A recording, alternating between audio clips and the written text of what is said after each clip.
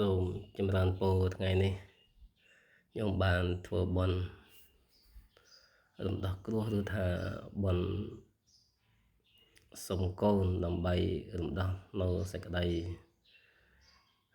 ទុក្ខភ័យទាំងឡាយហើយក្នុងវេលាព្រឹកនេះក៏បាននិមន្តព្រះសង្ឃដើម្បីនឹងប្រគេនចង្ហាន់ព្រះសង្ឃនៅវេលាព្រឹក